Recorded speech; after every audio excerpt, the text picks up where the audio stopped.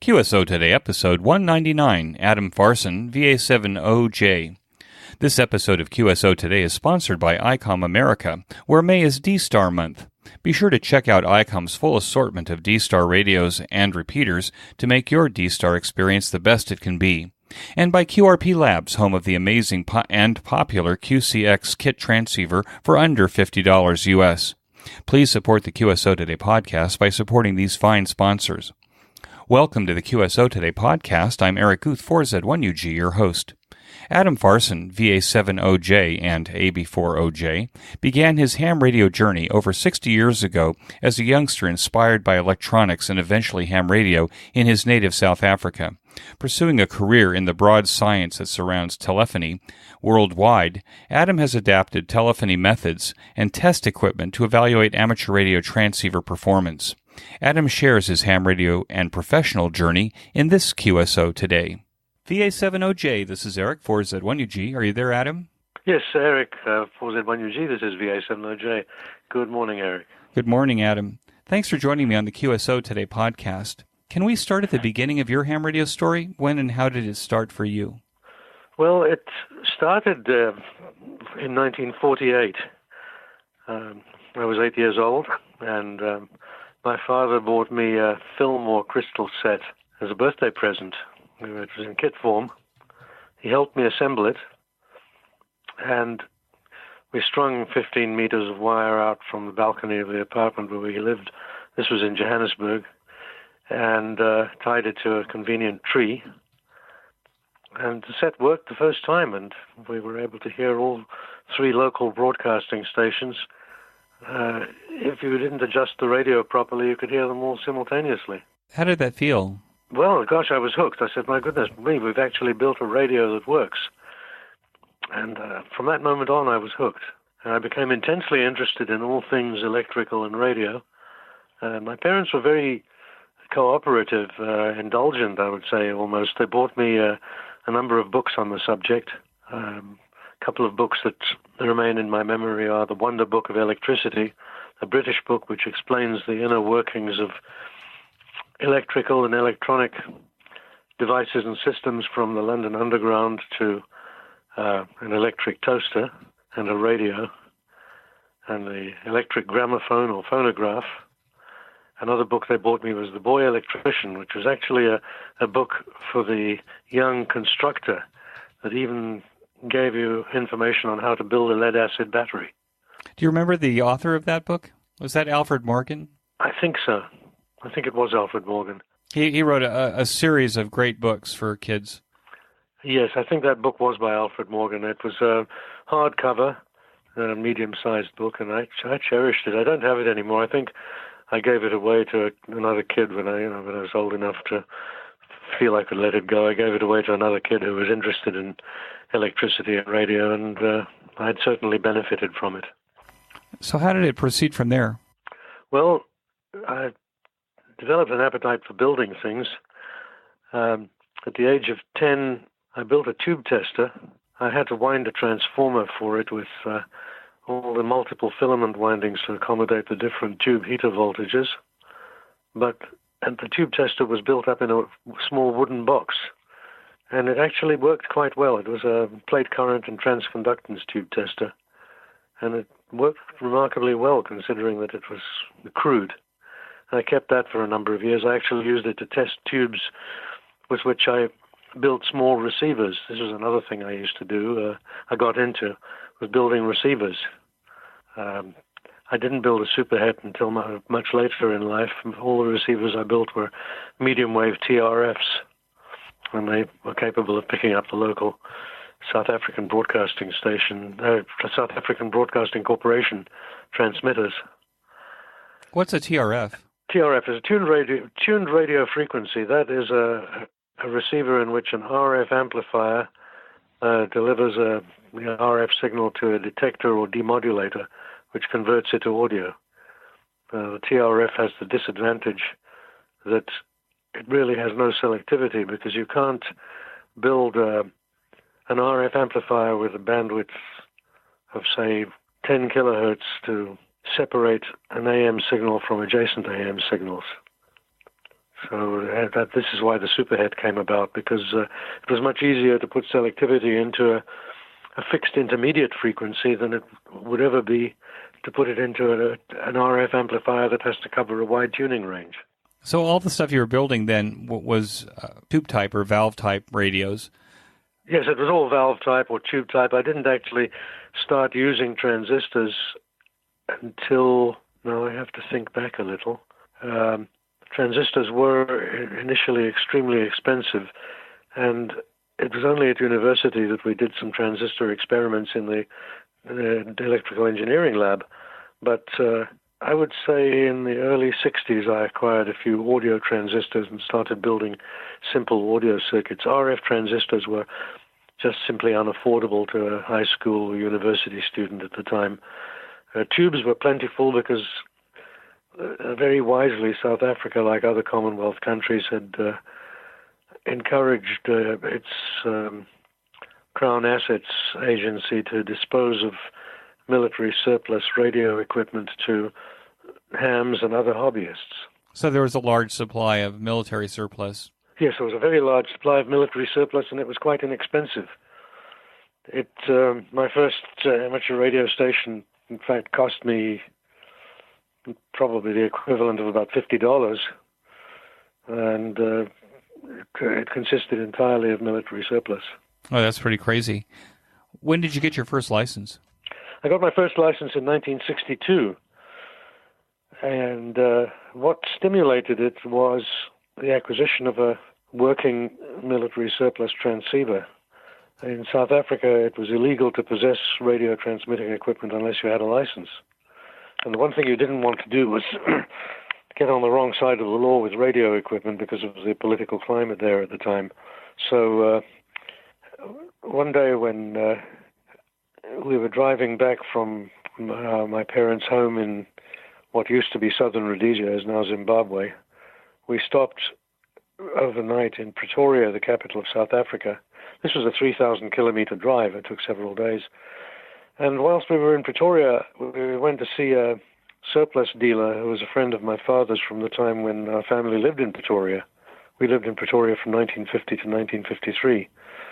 And he recognized me and he said, "Oh, I've got something for you that I think you'll like." And he brought out a British Army number 62 set, which is documented on my website. It's a descendant of the famous World War II 19 set, although it was a better, more modern design. Well, he offered me this 62 set for £2, $5.50, and it was in working order. I couldn't resist it, so I bought it, hooked it up to the car battery, and found that it worked. And it was self-contained. It even had a 12-volt power supply inside the case. So now I had a transceiver, but I didn't have a license to go with it. So I sat down and found out what I had to do to get a license. I first had to learn Morse code.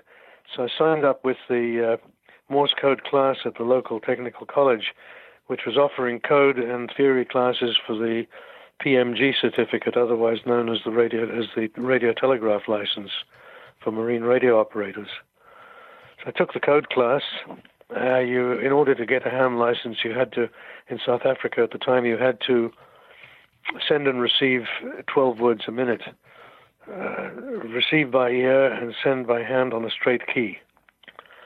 So thanks to the code class and to the fact that one of the students there loaned me an instructograph, which is a paper tape Morse machine, I was ready for the test when I went to take it in August. I'd also been listening regularly to the shore stations, which were broadcasting news, weather, and traffic at about 15 to 18 words a minute on various HF frequencies and on 500 kilohertz. So I went in and took the tests and passed it on the first try. And I got the call sign ZS1ZG. This was in November of 1962. So that was when I was first licensed. Almost immediately, I tried putting the 62 set on the air, but it was low powered and I didn't really have any success at all, or on 80 or 40 meters with a long wire antenna. It only put out a couple of watts. And I didn't have a proper power supply for it. I was using a car battery, and eventually I ran the battery down. And the next thing I did was, at the behest of a friend of mine, I built a 20-meter transmitter out of an old World War II ARC-V transmitter. ARC-V was the designation for a family of radio equipment used by the U.S. forces during World War II and even for some time afterwards. It had modular transmitters and receivers for different bands, and typically they were mounted in a rack. And the thing about the ARC-V equipment was that the components used were of the highest quality, and you didn't want to use it in the transmitters in their original form because they consisted of a VFO driving a PA without a buffer, which meant that they suffered from chirp and incidental FM and other issues like that. In fact, the South African radio regulations prohibited the use of that type of transmitter because it didn't meet the spectral purity requirements. So I got an ARC-V transmitter, converted it to crystal control, and got it running on 20 meters. I had to modify it extensively. And that was my first transmitter that was viable in any sense. And my first contact with it was ZS2MI, the South African weather station in Marion Island. And that was really exciting.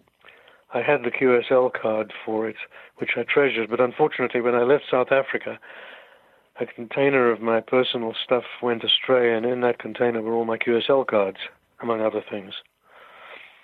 So anyway, I remember that as my first contact. And I worked quite a lot of DX, and I also got to know a number of hams in Johannesburg, 1,600 kilometers away, and we became fast friends because we used to rag chew for hours on end on 20-meter CW, and we really got to know each other quite well.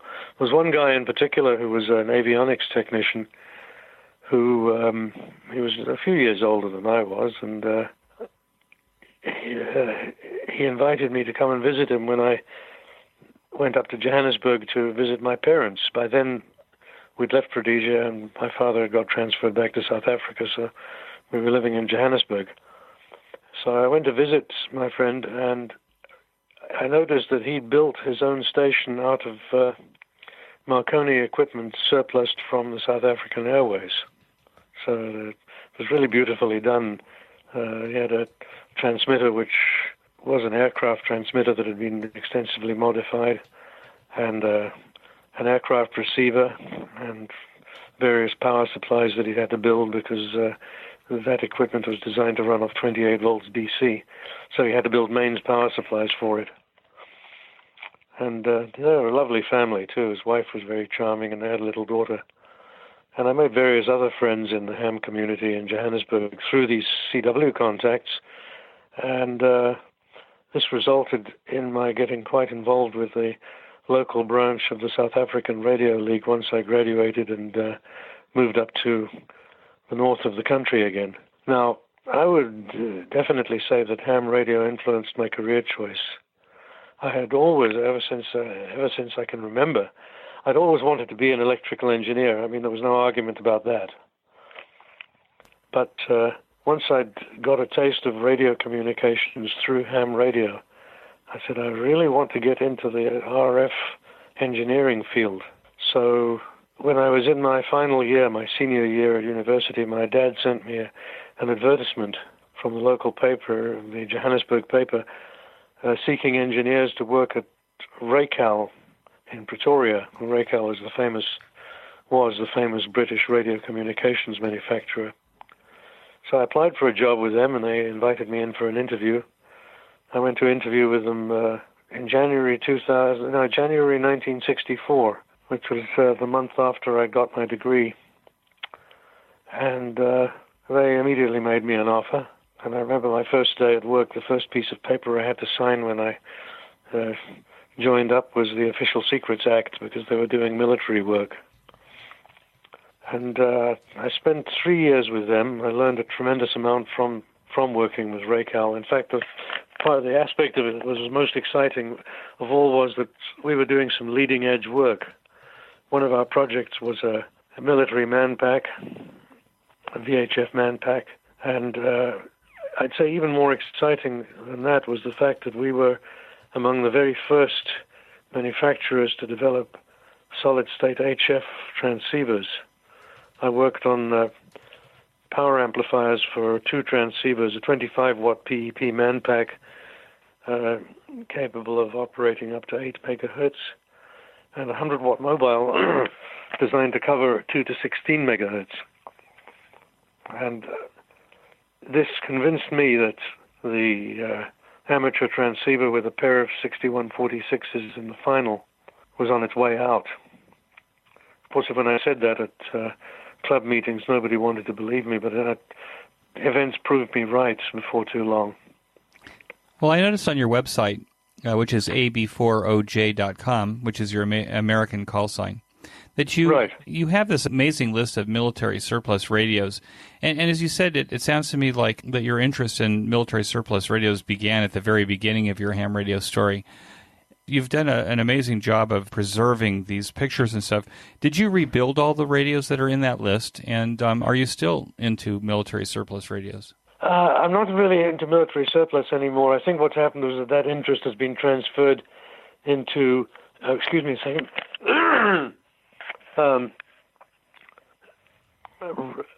Refurbishing and using obsolete test equipment. Not terribly obsolete, it's all solid state, but it's still test equipment that isn't used anymore in the industry. I don't own any military surplus radio gear any longer. The last piece of equipment I had was an ME61 field strength meter, which was used in conjunction with various U.S. Signal Corps HF sets. But somebody made me an offer I couldn't refuse for it, so I let it go. I mean, he offered me an awful lot of money for the thing. It was brand new, so I couldn't resist selling it to him at the price he offered me. Now, I noticed from your website and some articles that you published that you ended up traveling around the world for your career as a telecom engineer. Where did you go from South Africa? Okay, well, again, that in itself is a bit of an interesting story. The original plan was to go to transfer to the Racal parent company in Bracknell, Berkshire, near Windsor. I would have loved to do that because I love that part of England. And I was all set to go there. I mean, we had everything set up for the transfer. But at the same time, again, my parents intervened in the sense that my mother drew my attention to an advertisement in the local paper soliciting applications for a competitive interview for a 3-year appointment at CERN as an RF engineer. And she said, "Why don't you apply for this? You've got nothing to lose. If you get it, it'll be absolutely marvelous. And if you don't get it, well, you still go to Racal and that'll be fine." So, fine. I wrote off to them. And then by then I'd sold off all my ham equipment and a little bit of test equipment I had accumulated. By the way, the highlight of my amateur homebrew career was the design and construction of a 20-meter SSB transceiver, which was hybrid, part tube and part solid state. It's fully documented on my website, including schematics. Okay, I'll put a note in the show notes page for that. Yeah, okay, yes. That's definitely something that the person listening to the podcast should look up on the web. And now this message from ICOM. Spring is in the air, and May is D-Star month at ICOM. In recent episodes of QSO Today, we highlighted the most recent D-Star entries in ICOM's fine product line. The ID31A Plus is the best choice for those who want a single-band UHF D-Star and analog radio to use on the local repeater or to carry with you when you want to use a D-Star hotspot while traveling.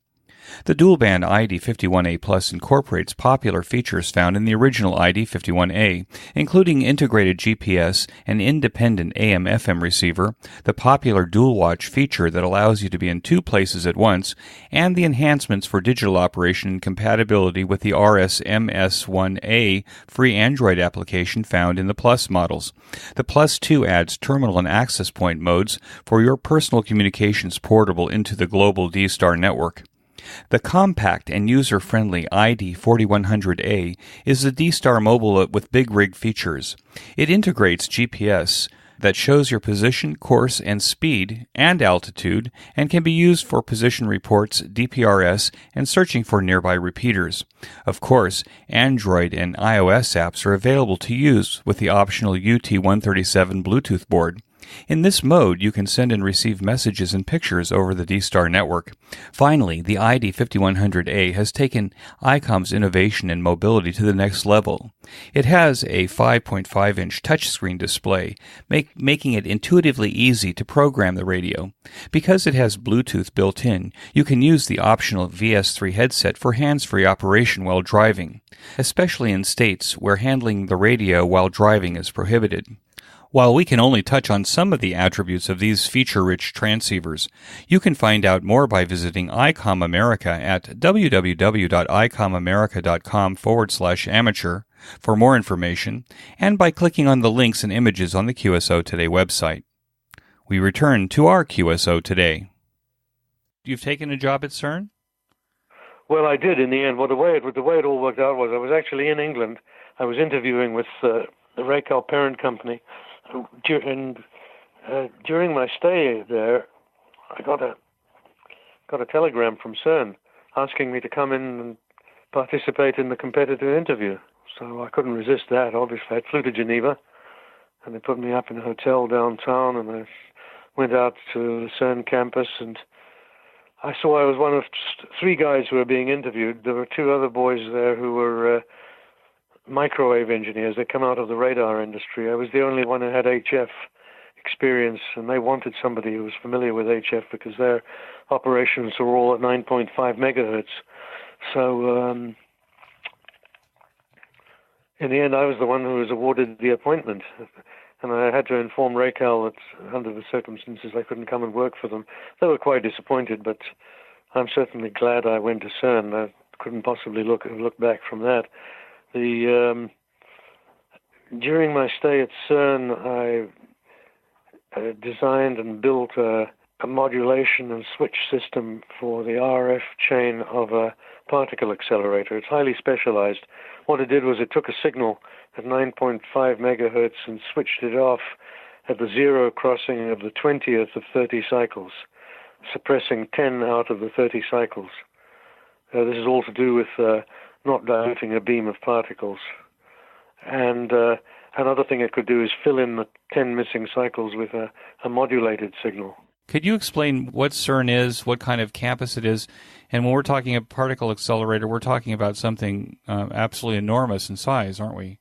Yes, well, CERN is it's a French acronym. It translates as the European Center for Nuclear Research. It's a multinational organization of which all European countries are members, both those in the EU and those outside the EU.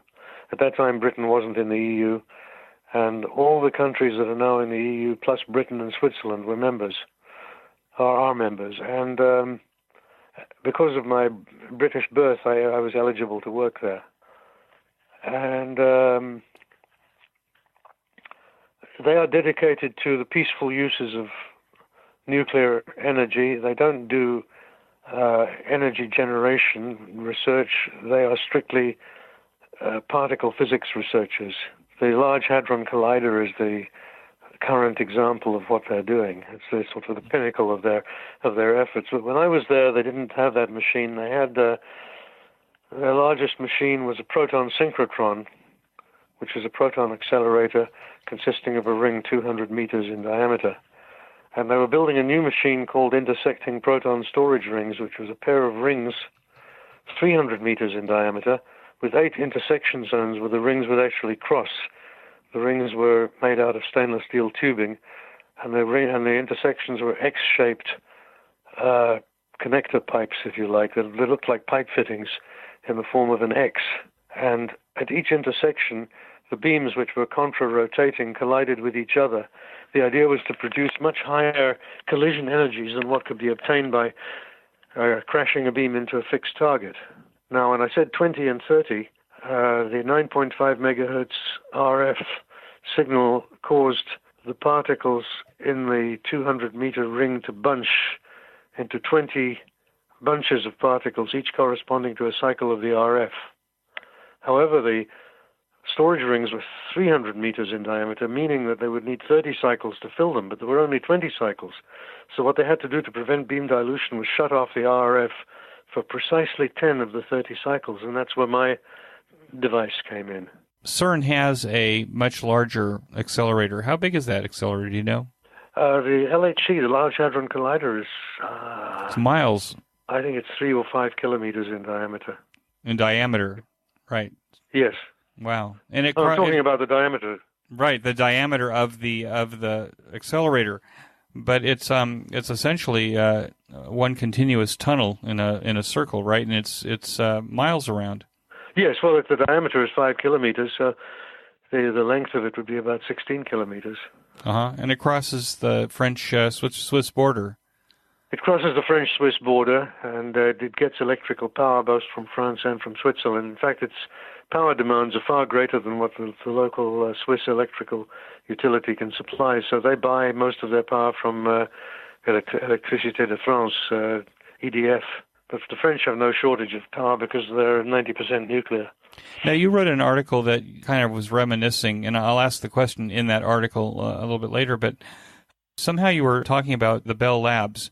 After CERN, did you work for any of the telecommunications companies?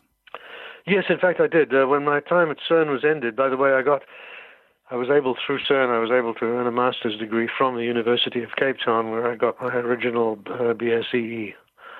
Now, when my time at CERN was finishing up, I took a vacation in Israel with my mother. And my mother was Israeli, by the way. And I took a vacation with her in Israel, and various people suggested to me that I think about working there. So I thought, okay, I'll look into this. So I went to see a couple of local companies, including Motorola of Israel, but then GTE was setting up shop in Israel to build a satellite Earth station. It's the Emek Hayala Earth Station. Mm-hmm. Right near my house. Very interesting. Yeah. So, yeah, I worked there. I was on that site for nearly 3 years, back from 1970 until just the end of 1972. And they were looking for engineers, so I applied, and they made me quite a nice offer. So I accepted it, and so I lived in Israel for nearly 3 years with GTE. And that meant that I went straight back into the telecom industry. I was working on satellite communications, which was really a sort of a crossover between pure RF technology and telecommunications in the sense of providing a public communication service. So I began to learn aspects of the telecom side of the business, transmission, switching, testing of transmission systems, and all those related types of disciplines. Now, at that time, I was not an active ham because my South African license lapsed when I left South Africa. Unfortunately, the arrangement I'd made to get the fee paid annually failed. The bank dropped the ball one year, so the fee didn't get paid and the license was cancelled. I didn't get back into amateur radio until 1976 when I found myself in Toronto. So I stayed with GTE in Israel until the end of 1972 and decided I really wanted to move to the States. I tried to get a transfer with GTE to their head office in the Boston area, but there was a big problem. Because of the wind down of the Vietnam War, there were 28,000 unemployed engineers in the Boston area alone, and they weren't about to give a visa to a foreign engineer under those conditions. So that didn't work out. But I managed to get a contract job with a subcontractor to GTE under a temporary visa in the Washington, D.C. area. And that was fun. I was doing a different type of work then. I was working on small switching systems rather than transmission. And that lasted until the company got into financial trouble, at which point, again, I started looking around, and Nortel in Toronto were recruiting engineers, so I went and joined them and stayed with them for 5 years. And gained more experience in the telephone switching area. hence, that there's a tie-in there to the Bell Labs article. And then after that, I wanted to change again. I was still young enough to think about moving around a bit. I went to work for GTE in Chicago, also on public telephone exchange switching. And then, by the way, I was licensed again. I got a Canadian license in 1976 with a call sign VE3 Delta Golf Yankee, which I subsequently changed to VA7OJ when the 2x2 program came out. So I stayed with GTE in Chicago until they started getting into financial trouble. This seemed to follow me wherever I went. And at that time, I was at an age where I thought I'd better settle down and think about getting a retirement. So Siemens was looking for engineers, and they cleaned a lot of people out of GTE, including me. So I went to work for Siemens in Florida, and that was I stayed with them for 20 years. I had a wonderful time with them because, again, I was able to work internationally. They sent me to Japan for almost a year, and to Germany for a year. I spent a year with them in Munich, and I finally retired at the end of 1999. And having picked up a lot of knowledge, which I still use today in testing radios, because the work I was doing at Siemens was test and verification of switching and transmission equipment.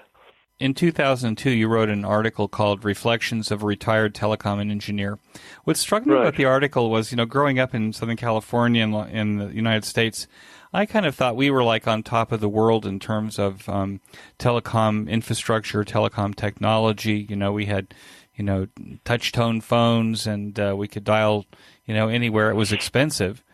But what struck me about your article that you wrote in 2002 is that, in fact, while the Bell Labs was a leader in creating things like the transistor, the accomplishments of the European telcos and their vendors seemed to dwarf the American accomplishments by comparison. Is that what you intended in the article? And did I misread this, or is this actually what happened? Sorry. You were correct in your assessment, but I think I can explain it by saying that the Europeans were driven by a different set of imperatives. The Bell Labs, the Bell system was, I don't mean to be critical of them, but they were sort of obsessed with a type of service to the customer based on the concept of the so-called personal touch. The Bell system had grown up with operator-assisted telephone service, and to them, this was a concept akin to flying first class, that expecting the telephone user to dial his own calls was making him work too hard, that he felt that he was being coddled in the lap of luxury if he could get his call completed by an operator. Of course, it suited the telephone company because they made a lot more money from operator-assisted calls. What was a rude awakening to the Bell system was the 1947 strike, in which operators as well as craftspeople, in other words, maintenance technicians and so forth, were caught up. And this forced them to accelerate the pace of conversion to automatic switching and even more automated maintenance. The Europeans had the union problem before World War II. So an example is that in Germany, the state of Bavaria installed a regional direct dialing system in 1935, where you could dial all over the state of Bavaria just by dialing a code followed by the number.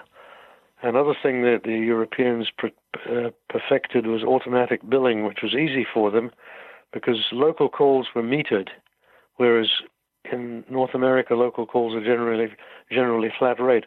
That meant that each subscriber in Europe had a meter associated with his line in the exchange. The meter was a little counter, a little electromechanical counter, and every time he made a local call, the counter would advance one count. At the end of the month, photographs would be taken of the meter racks and run through a scanner, and in this way the monthly call charges would be determined.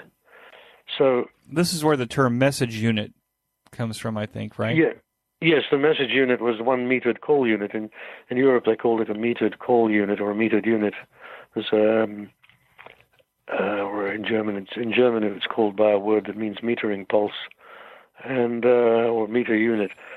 So they said, okay, we've got these meters in place for local calls, and if we want to offer direct dialed long-distance service, we simply generate one pulse every so many seconds, with the interval being the inverse of the distance between the calling and called parties. And we'll operate the subscriber's meter in that way, and in this fashion, we have billing without any extra cost to ourselves. The disadvantage is that the user doesn't get a detailed bill. The advantage is that it's awfully cheap to implement and requires very little additional equipment. All that was needed was a pulse generator in the toll transit exchange, which would generate pulses at the proper rate for the distance between the calling and called parties, which could easily be assessed by translating the dial digits. And when international direct dialing came along, the Europeans used the same scheme, excepting the meter would be operated rather rapidly if you made a call from, say, Frankfurt to New York. It would be one pulse every 10 seconds or so. But still, the public didn't mind because the rates were reasonable. And the big advantage was you didn't have to pay for a 3-minute call. If you made a quick call to say that you would be arriving at Frankfurt Airport at such a time, and the call lasted 15 seconds, you'd be charged for 15 seconds. Another thing that I mentioned in my article was that the British Post Office, working together with local governments, instituted 999 emergency calling in the UK in 1932. And because this was in place during World War II, it saved probably hundreds of thousands of lives. Right. This is compared to 911 service, which I think started in America in the 70s after the Carter Phone Act, right? Right. The Carter Phone Act pushed 911 service. There was a lot of pushback against it. Now, the thing was with the British Post Office, there couldn't be any pushback because it was His Majesty's government. I mean, there was a story where, and this I didn't document this in my article, in the early days of public telephone service in Britain, there were competing telephone companies that didn't interconnect. If you wanted to call across London, you needed 3 phones on your desk, and it was ridiculous. So, well, the Post Office went to court, and then they got a decision from the High Court that a telephone call was a telegram of sorts, and as a telegram, it would fall under the purview of the Posts and Telegraphs Act, granting the Crown the monopoly of telegraphy. Therefore, the Crown had a natural monopoly of the telephone service. This enabled the Post Office to go out and nationalize all the telephone companies in one fell swoop by Act of Parliament. And that was the end of that story. Oh, that's pretty amazing. So the Europeans had freedom of action that would have been impossible in the United States because of all the, let's say, contrary parties involved. The special interest groups would have fought like tigers to stop such a measure from being implemented. Let's change gears. I was looking at your website, and I noticed that you're a big advocate of ICOM radios. ICOM is a sponsor of the QSO Today podcast. So I was kind of interested in your list of classic, what you once had a classic ICOM station. What is a classic ICOM station, or how would you define a classic ICOM station? Well, the real top of the line classic ICOM station would be an IC781 transceiver with an IC2KL amplifier and the AT500 auto tuner. In fact, I had that line up at one time. The IC781 was, I used to call it the king of beasts. It was the first, well, it wasn't the first, it was the second of the, no, I think it was the first of the big box ICOM transceivers. It had a built-in mains power supply. It was 150 watts. It was ICOM's first radio to have a built-in spectrum scope. This was a long-time dream of mine, a radio with a spectrum scope. In the satellite Earth station, we had a spectrum analyzer up in the antenna hut with a monitor down at the control console. It was remoted off the analyzer so we could keep an eye on the occupancy of the satellite transponders. And I remember saying to a colleague who was a ham, said, one day we will have an HF transceiver that will have a built-in spectrum analyzer which will enable you to monitor the band. He said, never. I said, well, just keep your eyes open. Well, it happened with the IC781. I did own one for 5 years. I absolutely treasured it. And since then, every HF radio I've owned has had a spectrum scope. It's like flying blind if you don't have one. And now this message from QRP Labs.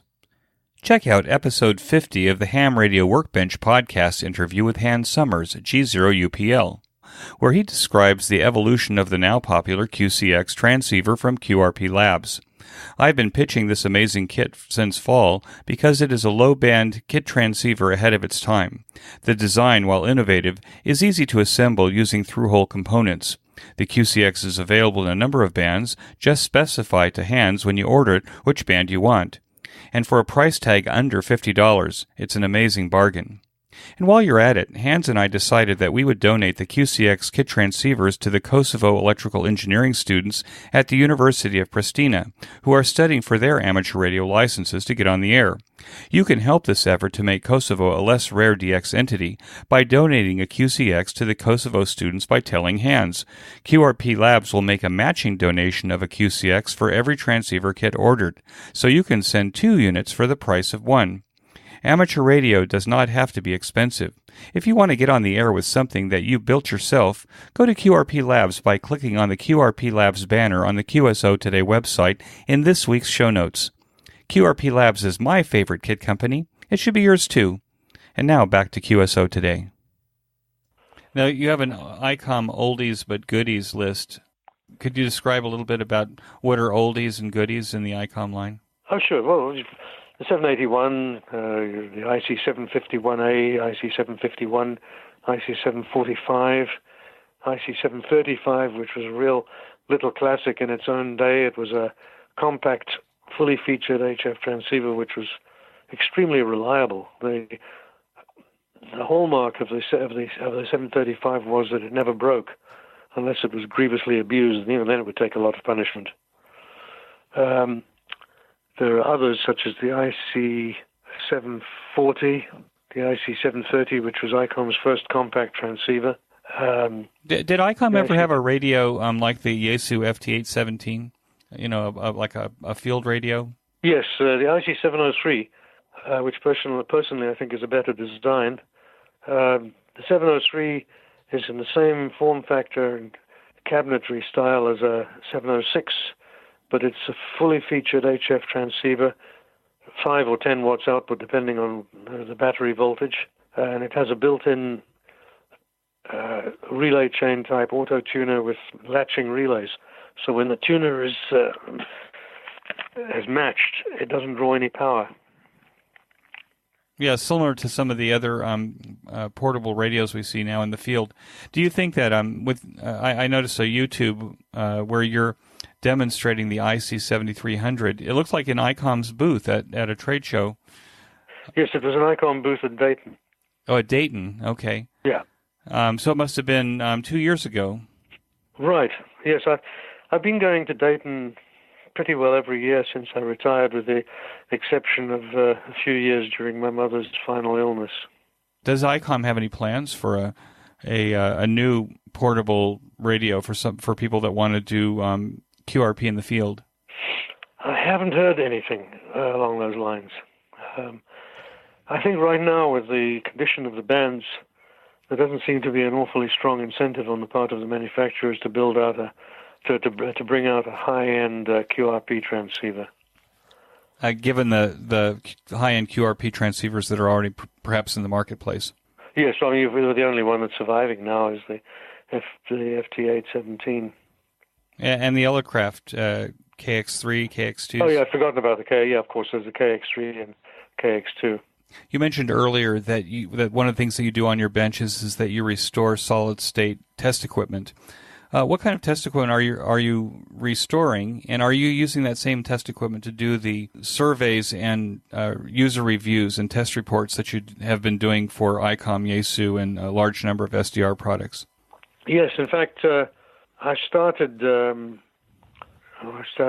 introduced some new test methods for HF transceivers. One of the new forms of testing that I've brought in is not a new form of testing in an absolute sense. I've taken noise power ratio testing, which is the use of a band of noise with a deep notch in it. This was a test which was used for the testing and qualification of analog frequency division multiplex carrier systems used in the telecom industry. I've taken this test method and applied it to the testing of HF receivers. And this requires using the same test equipment as was used in the telecom industry during the era of analog transmission. The equipment itself doesn't have to be modified, but the way in which it's used has to be changed somewhat. What I do is I apply a band of noise to the receiver, and the bandwidth of this noise band is limited by bandpass filters in the noise generator. And also in the signal path is a very deep notch filter, typically 90 to 95 dB deep, and the bottom of the notch is about 3 kilohertz wide. And I put the receiver in SSB mode and tune it to the middle of the notch. The less noise is induced in the notch, the better the receiver.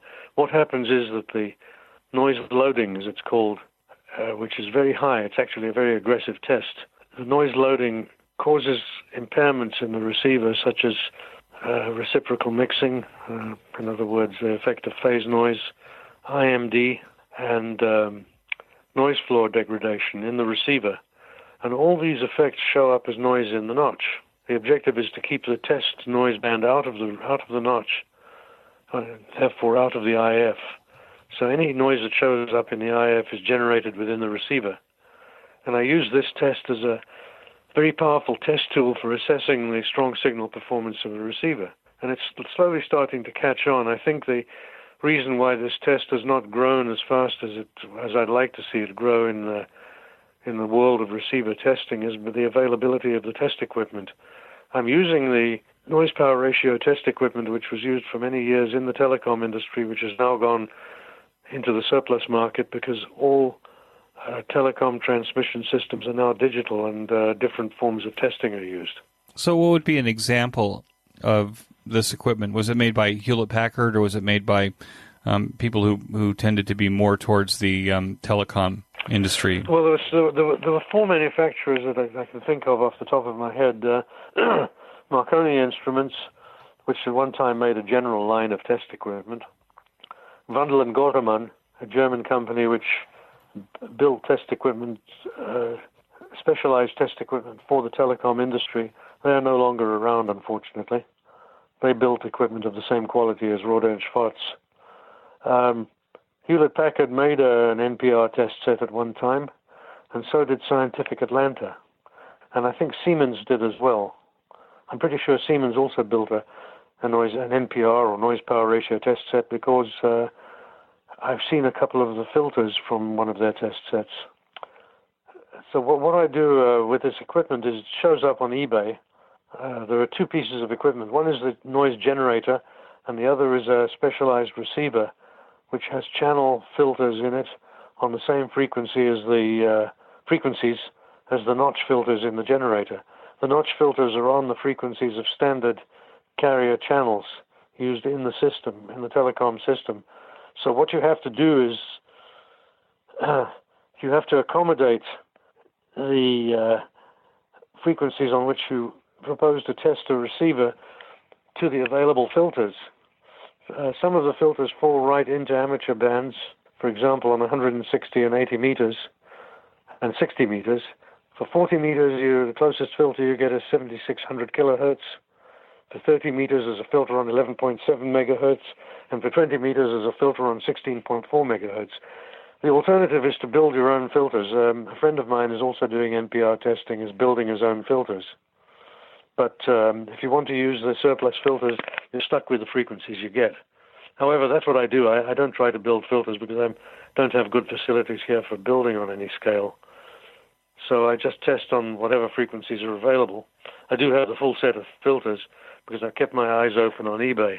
But when I get this equipment, it's in varying states of repair or disrepair.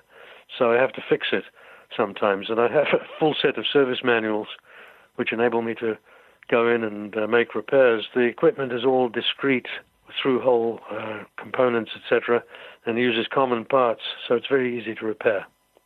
Now you have, I mentioned earlier that you have this list of user reviews and test reports for the ICOM, Yaesu radios, and a large number of SDR products. Does this list, would you say, compare to, say, Rob Sherwood NC0B's list of radios, and do you have a top choices that have passed your tests?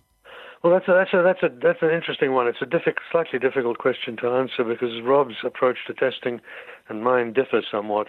I work with Rob. He's a good friend of mine, and I work with him a lot. I also work quite a bit with the ARRL lab people. Rob tests the receiver. He doesn't often do transmitter testing. I do a much more exhaustive test. I spend a lot more time on a given radio than Rob does. It can take me up to 3 weeks to test a radio and write up a test report. I test the receiver and the transmitter, and I do a lot of tests on the receiver, all the classic tests, plus noise power ratio. And in testing SDRs, I don't do the classic third-order dynamic range test, because the third-order dynamic range of an analog to digital converter cannot be defined in the same way as that of a conventional receiver or legacy receiver.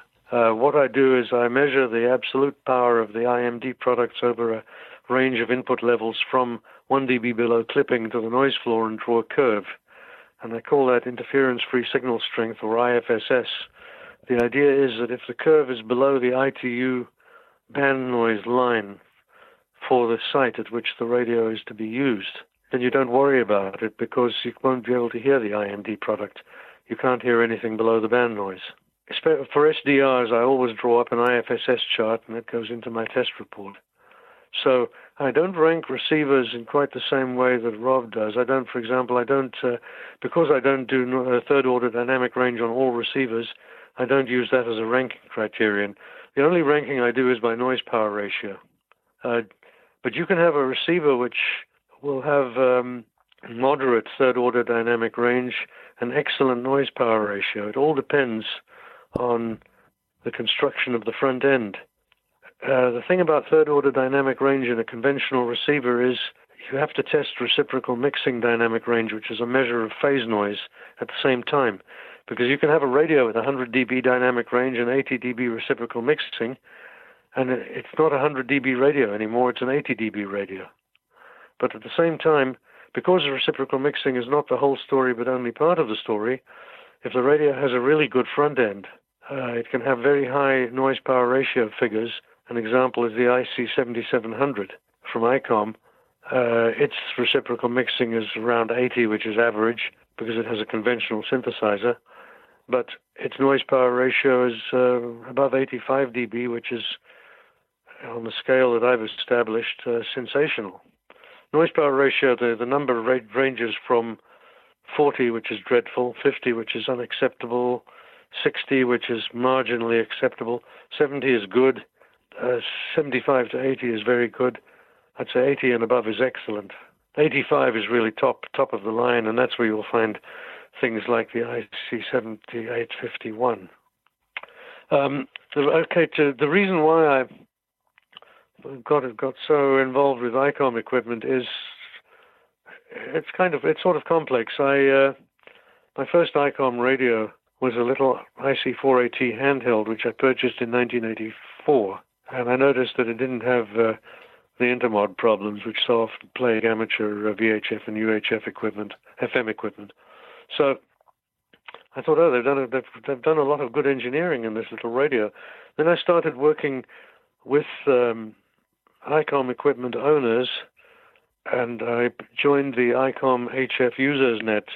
There was a group of ICOM owners who ran a net on 14.317 kilohertz, and I became a net control operator on this net in 1989 when I was living in Florida, and I've worked with those guys. I was a net control right up until I retired in 1999, and then the people on the net all went their separate ways, unfortunately. But during the time when we had this net, it was like an on-air service and repair clinic. I recall we used to have, several of us had libraries of service manuals, and a question would arise about a fault or a problem in a particular radio, and we'd actually walk the owner through the service manual over the air and suggest to him how he could go about fixing the problem.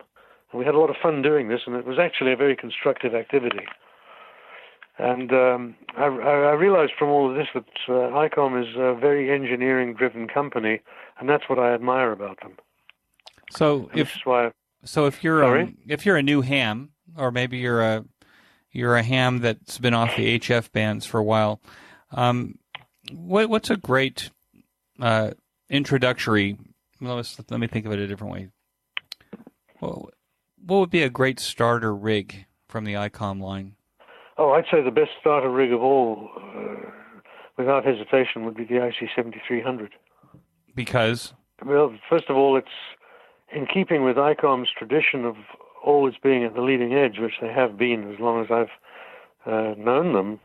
It's an SDR. It's a direct sampling SDR. So it's unlike any of its competition in its price class. Right, so it competes easily with Flex Radio, for example. Well, it's less expensive than Flex Radio, for one thing. It's only, in the States, you can get an IC7300 for around $1,100 now, I think. Which is pretty amazing. The dealers are offering them at about, the standard dealer price is around $1,250, and many times they offer a $100 discount coupon. So you can get a radio, you can get a really first-class radio for just over $1,000. Now, there's a number of radios, transceivers, that come out of the Tapper group, which is like, I guess one of them is what, the HSPDR? HPSDR, yeah, the HPSDR, right. Can you talk a little bit about those? Because you appear to be reviewing those radios. How did you get involved with Tapper? I became friendly with some of the principal players in the Tapper development organization, such as Warren Pratt, NR0V, and Ken Hopper, N9 Victor is also a good friend of mine, and he was involved with them for some time. I think he still is to some extent. And through them I learned that a firm in India, Apache Labs, had brought out a commercially manufactured version of part of the Open HPSDR line under the ANAN name. So now you have various ANAN radios. There's the ANAN 10, which is a small one, low power. Then there was the ANAN 100/200 series, which was a 100-watt class radio. And the current models are the, excuse me a second, the ANAN 8000 DLE, which is a 200-watt radio. It's a big, fairly expensive radio. And the ANAN 7000 DLE, which is a 100-watt, more compact radio. I've just finished testing it, in fact.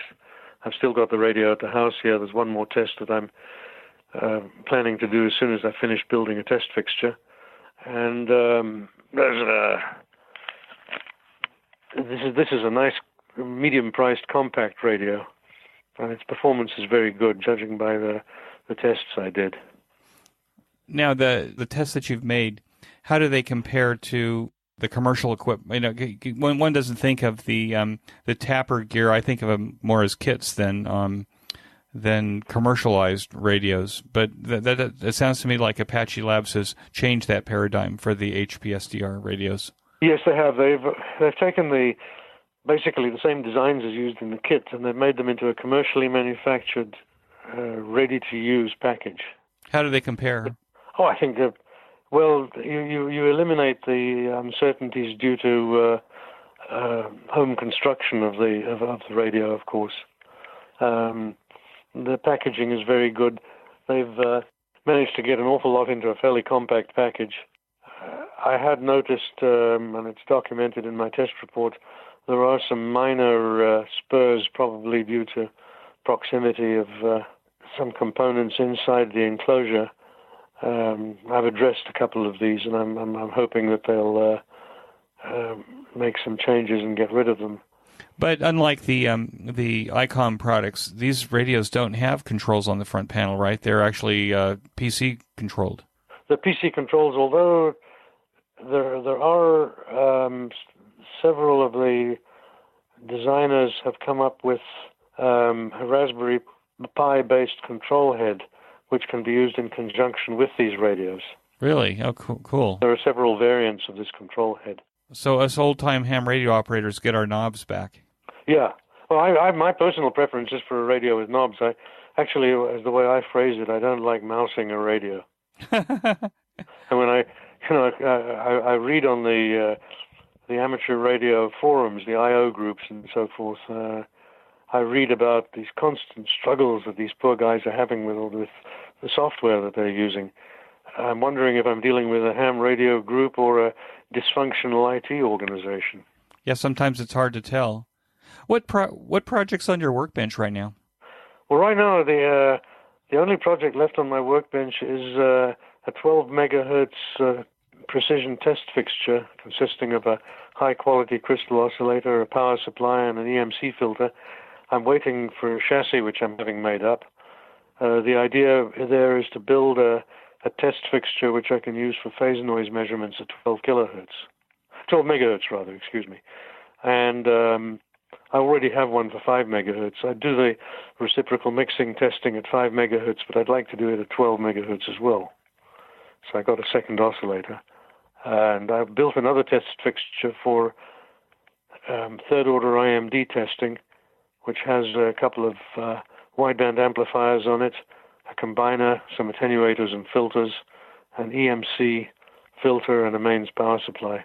Sounds terrific. What kind of impact has amateur radio had on your family life? Well, my family consists of Buster. And as I always say, he doesn't care what or whom I bring home, as long as he gets his food and his affection. So you're saying that Buster hasn't traveled on all your trips with you? No, when I travel, I board him locally. I use a boarding service offered by a Great Dane breeder about 60 kilometers from my house. And he's quite happy there. He's got other dogs. What kind of dog is he? The boxer. Oh, how about that? Yeah, I have 2 English Springer Spaniels. Oh, they're gorgeous. Yeah, they're great dogs. Yeah, they're a lot of fun. They're the secret to my exercise program. Ah. Because they need to walk. Yes. No, I've walked Buster a little bit, but mostly I take him out I take him out into the garden and play with him. What excites you the most about what's happening in amateur radio now? Oh, I think the thing that I find most exciting of all is the rapid evolution of technology, the startlingly fast adoption of SDR, which seems to be sweeping everything in its wake.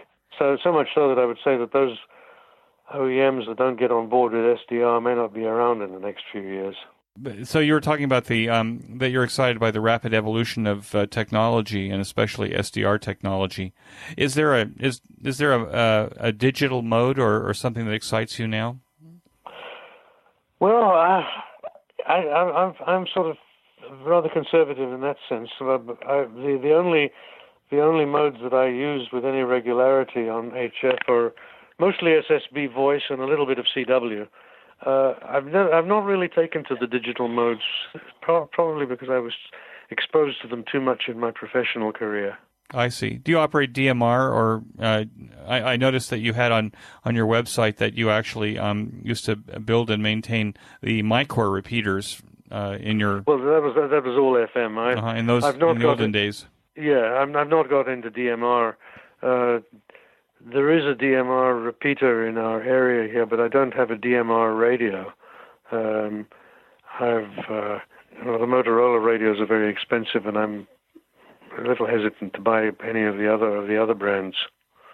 I have a D-Star, UHF D-Star handheld, but unfortunately there's no UHF D-Star repeater within range of my house.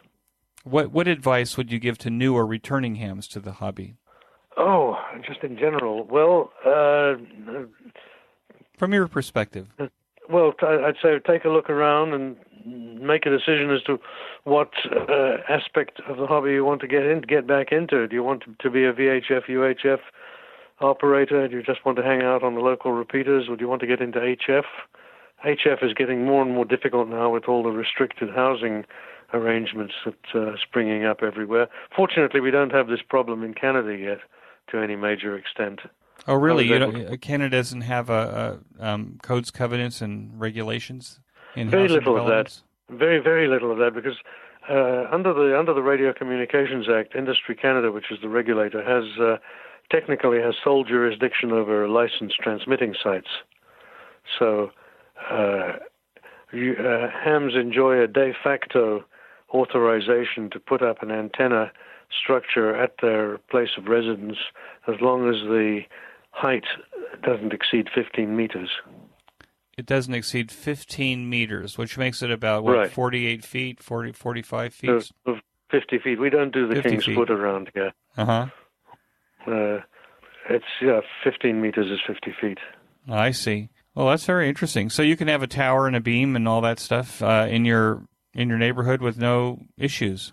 In most areas, yes. Some places are a little difficult. The city of Vancouver puts up obstacles, but they'll back down if they find that they have to get into a confrontation with the federal government. Because I think all of us, even here, I think we've all kind of taken it in the chin because of the cell phone regulations. People don't like having cell phone towers in their neighborhoods, and so therefore they think anything that looks like an antenna might be a cell phone antenna, and so therefore the hams get painted with the same brush as the cell phone operators. The unfortunate thing about it is that the people who don't want cell phone towers demand better cell phone service. They do, yeah, and they go to bed with their cell phones under their pillows, but they're worried about Wi-Fi radiation from their access point. Well, somebody needs to take a strong stand on this and get on the media and start educating people. I agree with you 100%. Aaron, you've been such a great guest. I know there's a lot more we could talk about, and I hope that people will engage with you on the QSO Today website comments section. But I want to thank you for coming on board the QSO Today podcast and spending an hour with me. Oh, my pleasure. Great. 73. 73. Thank you for calling, Eric. Bye-bye. That concludes this episode of QSO Today. I hope that you enjoyed this QSO with Adam. Please be sure to check out the show notes that include links and information about the topics that we discussed. Go to www.qsotoday.com and put in VA7OJ in the search box at the top of the page. My thanks to both ICOM America and QRP Labs for their support of the QSO Today podcast. Please show your support of these fine sponsors by clicking on their links in the show notes pages and by telling them that you heard about it here on QSO Today. You may notice that some of the episodes are transcribed into written text. If you'd like to sponsor this or any of the episodes into written text, please contact me. Support the QSO Today podcast by first joining the QSO Today email list by pressing the subscribe buttons on the show notes pages. I will not spam you or share your email address with anyone. Become a listener sponsor monthly or annually by clicking on the sponsor buttons on the show notes pages. I'm grateful for any way that you show appreciation and support. It makes a big difference. QSO Today is now available on iHeartRadio, Stitcher, and in the iTunes Store, and now a host of podcast services and applications. Links to these services are on the QSO Today website. Until next time, this is Eric for VA7OJ 73. The QSO Today podcast is a product of KEG Media Inc., who is solely responsible for its content.